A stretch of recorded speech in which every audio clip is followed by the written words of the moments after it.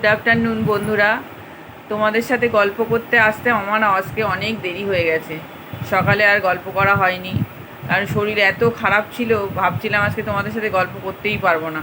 কারণ মাথা এত যন্ত্রণা করছে, আমি পাচ্ছিলামই না। ওষুধ খেয়েছি, কিন্তু তাও পুরোদমে যন্ত্রণা কমে না আমার। যন্ত্রণা এখনও হয়ে যাচ্ছে, তবে এখন একটু অল্প নরম পড়েছে। এই চান টান করে কাজটা কর্ম সেরে এই সবে এসে ভাত টাত খেয়ে এসে বসলাম।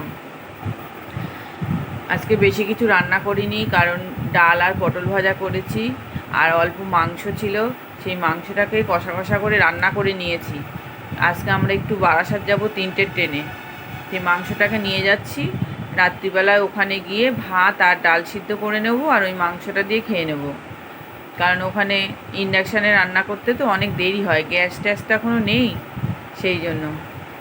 এইবার দিদিরাও যাবে, সেই একটু পরে তৈরি হব। এই বসে আছি, টাইম হয়ে এসছে 2টো বাজে, একটু পরেই জামা কাপড় পরবো, তারপরে বেরোবো। তারপরে ওখানে গিয়ে কী হয়, কী কেনাকাটি করি, কী গল্প করি, সেটা তোমাদের সাথে পরে গল্প করে বলবো।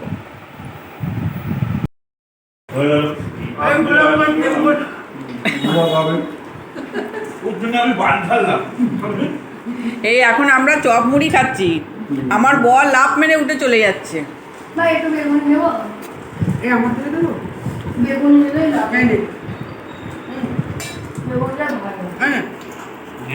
আলুর চপ আর বেগুনি আর মুড়ি খাচ্ছি।